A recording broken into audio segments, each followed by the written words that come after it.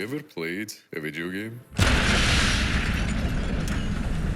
Would be weird if you clicked on this video without knowing what a video game is. You doing okay? Do you know where you are? I want to know every part of your soul. Hey, what the action, shooters, platformers, puzzle, dystopian border control. We got a whole heap of games. And if you don't mind me being a bit pretentious, I would like to read your poem. Alright. 2 roads diverge in the yellow woods, and sorry, I could not travel both. And be one traveller, long I stood, and looked down one as far as I could, to it had bent in the undergrowth. Then took the other as just as fair, having perhaps the better claim, 'cause it was grassy and wanted wear. Though as for that, the passing there had warned them, really, about the same. This is a section of a poem written by Robert Frost called The Road Not Taken. This poem to me represents a lot of things, but also what it represents is the first playthrough of any game you play. Sure, you can replay it and go with the other endings, but you'll never get back that feeling of your first playthrough and the decision you've made. Not because you want to get a certain ending, but because this is what you thought would be the correct answer. The decisions you've made during that first playthrough, it's you. Every dialogue option and every head clicked. Speaking of clicking heads, you ever clicked on a head on Fallout New Vegas?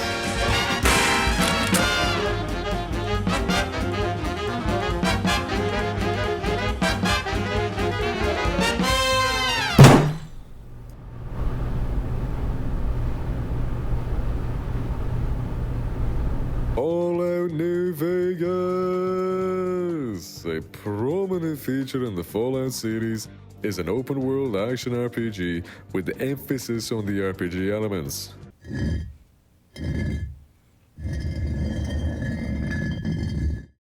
This is an example of the complete opposite. Now, considering you clicked on this video, I assume you have some sort of interest in the Fallout series, whether that you be playing all the games or merely just hearing about it here and there and thinking it's just an interesting concept. Well, what I believe Fallout New Vegas to be personally is that it's consistently the most morally ambiguous game I've ever played, with every decision having both good and bads, never one or the other. And today, I thought it would be interesting to delve deeper into the thought process of players who've played this game for the first time. I'll be using 3 quests in order to portray this. Now you might be asking yourself, hey, you titled the video after a Rorschach test. What is a Rorschach test? Well, if you've played the intro of Fallout New Vegas, you've already experienced it. It's a type of test that uses ink blots. It's given to a patient and they're told to describe the picture using their words. The time taken between answers and the wording used is taken into account and the psychiatrist comes up with a diagnosis. How do quests of Fallout New Vegas count as Rorschachs? Well, shut up. It's my video. Basically what I've done is I've replaced the ink blots with the quests, and the time taken and decisions made in said quests will be taken into consideration into the type of player that would pick such an option. Remember, this is just for fun. No need to go into a fit because I described you, quote-unquote, incorrectly for picking the Legion and calling you a weird, evil bastard. I've also attached subtitles in this video so that if I'm not understood well, they can open it up and know exactly what I'm saying. I understand that my accent isn't the most coherent. We're good? Alright, let's get started.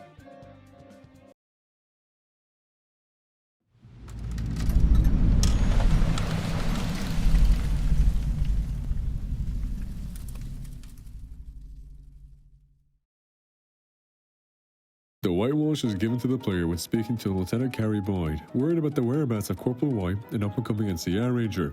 Your job is to find out where he went and if he's alive or not. Lieutenant, I think I found where Corporal White went. You have something to say, or do you always look like that? Oh, you fucking bastards. What the fuck? What? During your own investigation, you'll find out he was doing an investigation of his own that we will discuss in due time. When you first speak to her, she's investigating a Centurion, which you can go ahead and ignore if you like. And ask Lieutenant Carrie Boyd about the strange occurrences around Camp McCarran. She'll list them all out, one of them being base members going AWOL, and one of those AWOLees is Bryce Sanders, a character in a different quest, so he's not important at all.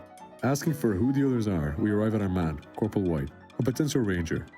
The only lead to find our up-and-coming ranger is by going to Gomorrah on the strip and speaking with a worker named Dazzle. One thing you can do before going is to check Corporal White's locker and see what's inside. Over there you find a journal.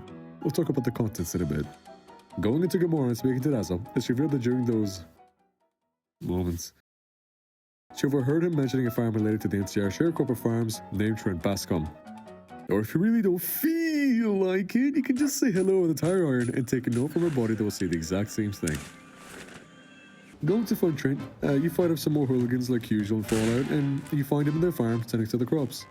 Speaking with him, he mentions that White was doing some kind of investigation related to the water. That investigation most likely being a secret and not sanctioned by his superiors. Also mentioning that the man you're looking for was also found speaking to Lieutenant Romanowski. Or if you really don't feel like it, you can just say hello by an invasive baking method and find a note on his body that says the exact same thing. Strolling over to Lieutenant Romanowski, we can ask about the investigation White was conducting. He states that he didn't give White any help, and so the pasty-named man himself decided to go speak with a follower of the Apocalypse named Tom Anderson, someone who is closely related to the locals of Westside. Using an intelligence check, you can deduce that Tom might be the one stealing the water, but like a bag of bricks, Lieutenant Romanowski dismisses what you say. You can also ask about how he feels about White, and it'll be pretty clear that the guy would rather saw his own leg off rather than speak with him. You know what must be done. I know you don't feel like it.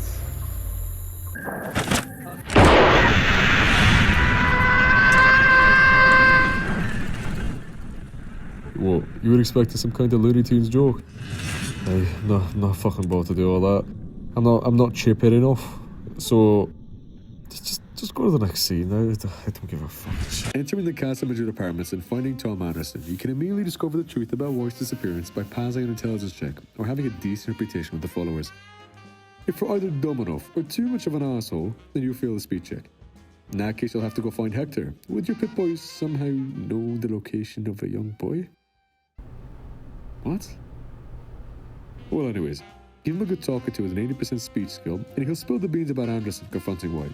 If on top of being a bumbling baboon, you have the charisma of one, they can just watch Hector throughout the day and follow him into the Northern Cistern, stealing some of the water. Remember that journal we found? Well, it points to right here. Look, man, I'd rather you actually pass the speed check, you weirdo, but if push comes to shove, well, then you can find him there. He'll give up Anderson and say the same thing about him interrogating White, with an implication that he made a hasty decision to plug the leak. Returning to Anderson confronting him, you have a few options to finish the quest. Now, before we discuss those options, let's look at the potential progression of the quest. You start the quest speaking to Lieutenant Boyd. Afterwards, you have one optional side objective and two options of how to get the information from Dazzle.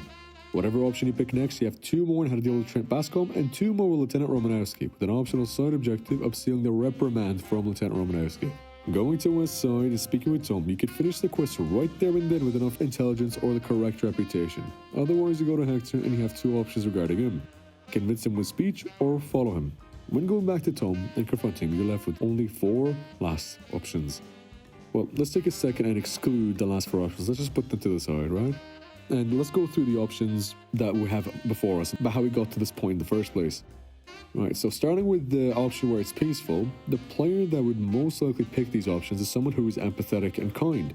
One who tries to get the best possible endings no matter what, even if they have to look up a guide and basically spoil the game for themselves. They feel guilty over murdering the innocent pixels on screen and would always try to upgrade the speech option to be able to avoid any confrontation. The player who went with the more violent options is someone who might not necessarily be bad, but they're someone who doesn't care much for the rules of the environment they're in. Either that, or they're someone who puts a mask on of sorts and lets the anger out on others by the way they enjoy their games. Either that, or they're just stress relieving. Who knows? If you're someone who is neutral, who went with the more evil options but used the speech options every once in a while in order to avoid a conflict, all I gotta say is manipulator. Now let's look at these last 4 options when it comes to dealing with Tom Anderson. You can agree to keep Tom secret. You can agree to keep Tom secret but get a cut of the profits. You can convince him to turn himself in while keeping Westside secret. Or you can turn him in yourself, which turns him hostile, at which you can take his confession from his body and give it to Lieutenant Boyd. Keeping Tom's secret and just letting him be is, to me, the type of player who believes the ends justify the means. If it's for a good cause, that is.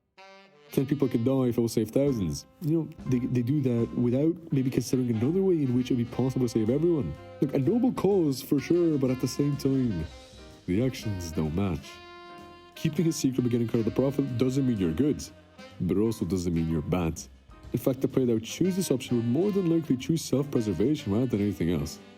Keeping a secret but convincing him to turn himself in, the way of doing so is by lying to Boyd about White falling out with Dazzle, is the type of person that I would describe as lawful goods. They understand the reason why the water is being stolen and is in support of it. However, the decision to murder White in order to keep it a secret, well, that's just a step too far that this person can't accept. They'll compromise in order to keep the good, but with a good heart, not so hesitantly try and make up for the situation. The player who turns innocent in themselves is someone who sticks to the rules no matter what. They're just following orders and don't stray from that, as doing so would not be fair for their bosses, government, or whatever it may be, and will judge and look down upon others who break these rules. To clarify, this doesn't mean they're a bad human being, or they're just someone who sticks to the rules like Elmer's Clue. If the player is someone who hesitated in picking any of these options for a prolonged period of time, let's say around 30 seconds or more, along with the option picked, the player would also be someone who is indecisive, and someone who doesn't know where they might stand in life. Either that, or someone who overanalyzes every decision in order not to make the incorrect one. Remember, let me just make another warning here. Remember, this is based on a first playthrough and whether or not you're putting yourself into the character's shoes. If you're role-playing for the sake of role-playing, go ahead. This is for the type of player that puts themselves into the main character's shoes and does decisions based off that. All right. Now, look, we picked our options, right? You must be wondering what kind of rewards you get for each one. Would sticking with the NCR like got him on their shoe give you more rewards, or would keeping his secret give you a better weapon or more caps? Well, whatever option you pick, you'll get the same rule. The exact same. The only exception being is the extra caps from the bribery, but even then I would argue that most players would forget that even exists after the second or third time they get their caps. The reward is a key to the empty confiscated trunk that has an assortment of loot. As a result of that, whatever option the player picks is just based on morality and or the standing of the character as a whole.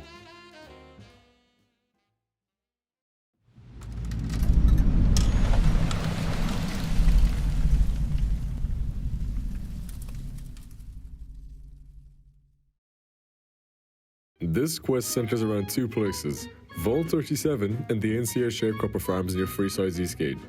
Yeah, we're back here. There's 3 different ways in which you can go about doing this quest, and I'll be describing the way most players go about starting the quest, with mentions of the 2 other ways when the time arrives. Going the route most players take, the quest surrounds the topic of the farm itself. It's not performing as well, and it's up to you to figure out why. After speaking with Morgan Blake, you go due east to find the east pumping station.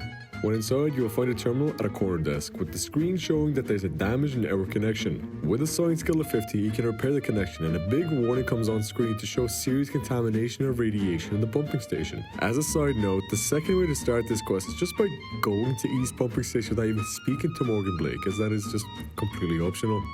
Looking at your Pip-Boy, there's a quest marker of where the water is being siphoned. Moseying your way down to the quest marker, there will be an absolute truck ton of radioactive barrels in front of the vault door of Vault 37. I recommend getting a lot of Radix and a lot of Ranaway, because this place is just filled to the brim with Chernobyl souvenirs.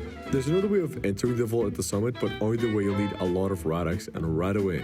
Now, dealing with the geckos cosplaying as the yellow rats and going inside, you gotta deal with more of the mustard packets until you reach the blast door and find aggressive human-like couriers trying to rip off every one of your limbs. Getting rid of all of them, you'll explore around the vault, but the main place you need to get to is the Overseer's office. The way to get there is by first going through the security room and opening a terminal. But to get to the security room, you first have to go to the utility room to activate a pump to drain some of the water. Otherwise, trying to get into the security room is like trying not to kill Oliver Swenick. Oh, the poor bastard. It's impossible. Now, the way to open these terminals are in one of 2 ways. Either you have high enough science skill to bypass the very hard lock, or you go out of your way and swim in the radiation-infested waters to find 2 different Vault-Tec technicians that have the passcodes on their bodies. Now they have the passcodes, you go to the utility room, smack open the pipe to drain, open terminal, open security door, go to security room, open the terminal, and allow yourself access to the Overseer's room. Look, let me just preface this before you decide to go into the security room, and just give me a bit of leeway. I'm not gonna do the commentary voice. I'm just gonna the understandable blah blah blah blah blah voice. Look, the Overseer is one big absolute fucking bumble and arsehole. Not only does he have high health and does a decent chunk of damage rate, the guy has 2 terrorists just settled up and ready to pummel you into a nice thick creamy can of Shift Boyardee. Thank fuck his eye broke, or else I would have made it in some nice shredded barbacoa beef. Come on, boys. Come on, go to Ron's Mexican restaurant area. You'll be served me on a fucking platter right there with tacos and a fucking tortilla. Look, even before you get to the overseer, right, there's so many glowing ones in this vault that has hallways the size of a fucking Pringles can. So every companion you have will just block you. Look at what side you have the glowing ones. The other side you have fucking Eddie or some shit, or a fucking mood, just blocking you out the way, right? And you have nothing to do. And you're like, shit, I'm stuck between an immovable object and a fucking immovable object that's trying to kill me. So it'll just be a big absolute hassle and you'll lose your fucking mind. I've lost... Look, the quest overall is not too bad. But when you throw at me every fucking thing possible of a glowing one and turrets and all this bullshit just to get to this fucking point, oh my Jesus fucking Christ, man. Look, if you aren't high leveled, you're gonna lose your fucking mind like within 5 minutes. I'm gonna just be real with you. Oh my God. All right, well, I'll just get back to the commentary voice, I guess. Like, all right, commentary voice, now you can understand me, yippee-ki-yay. All right, so defeating all the hooligans and taking a password off of the overseer. Fucking bastard. You can gain access to the armory if you'd like for a very good reward for the trouble you just went through. But right now, that's not the focus. But you should actually go get that reward, you fucking deserve it after that. The real focus being the descending stairs under the overseer's desk to the reactor room. Before you go down, you can actually read the Overseer's terminal and find an SOS message that reveals that there are still surviving Vault Dwellers all this time. And remember how we skipped Morgan Blake and went to the East Terminal? Well, now this is the third way you can literally activate this quest without having to do either one. If you literally just came straight to the vault without speaking to Morgan or going to the pumping station, you allow yourself this alternate ending. So, descending into the room and opening the reactor door, access the terminal, and now you're left with 2 options of how to end the quest. Option 1. Seal the ventilation leak to cut off the radiation, but leave the Vault Dwellers to perish in there. And option 2. Reroute control of the computer to the Dwellers, which does save them, but it dooms the NCR sharecropper farms. So far, there hasn't been any moral decision here that warranted any analysis other than the 2 final options, so just analyze those. Both of these options don't make the player a bad person. In fact, both of these have their very own reasonings. Like in option 1, where the player would pick this option and would think of the greater goods. For thousands of people to eat goods, only 3 people would unfortunately have to be sacrificed.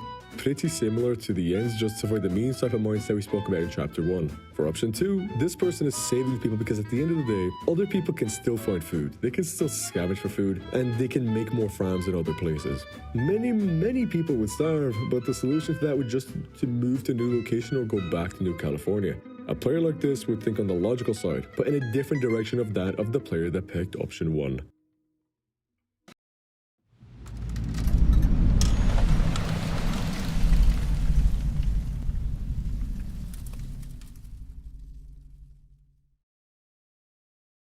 New Vegas, the blazing lights of a dim wasteland, gambling galore, and retaining that modernity and civility, sort of the old world.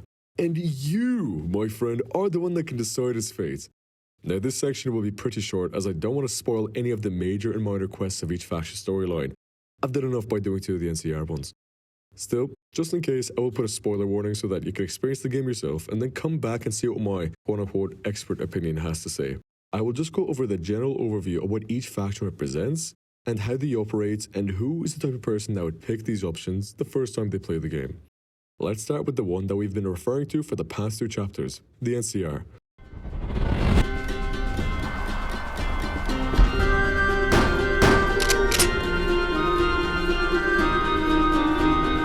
So, the NCR is a faction that resembles the US government in a lot of ways, and by that I mean it has both the goods and the bads. Back more inwards into their territory, the NCR is doing decently with people living good lives and the such. However, with corruption and the want for more land, they keep expanding and annexing towns, which results in them being spread too thin, with troops and citizens on the outskirts of their territory not having the greatest of lives, as there's supply issues and there's a lot of mismanagement. In New Vegas, they're greatly inefficient. My offer far exceeds the original terms of your contract.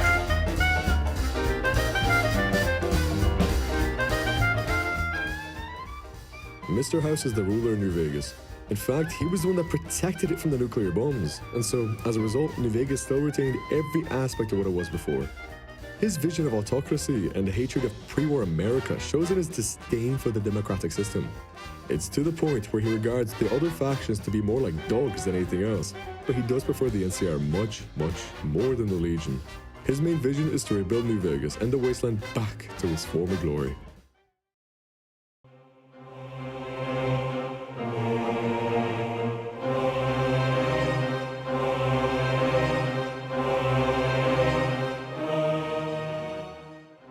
The Legion is a tyrannical force that resembles the ancient Romans.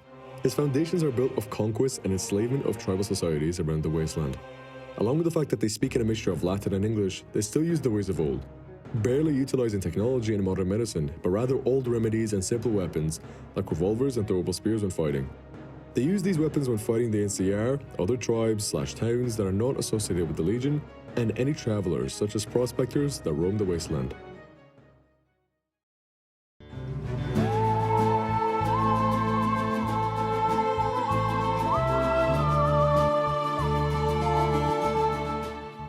And finally, Independent New Vegas/Yes Man. In this specific ending, all the other factions lose. Both the Legion and NCR are pushed out and Mr. House's reign over New Vegas ends. New Vegas becomes independent, but also extremely anarchical, as outside the strip there is no one to order and push down the evil wrongdoers.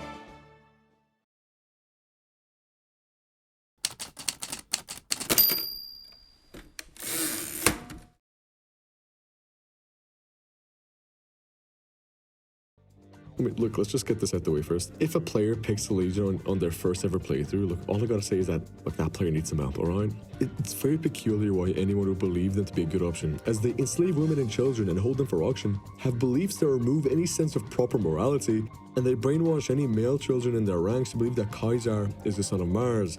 So, all in all, they have a cult of sorts that surrounds him, Kaiser, and this Scott. As for if the player picked Mr. House, whether or not they're a good person, that doesn't matter.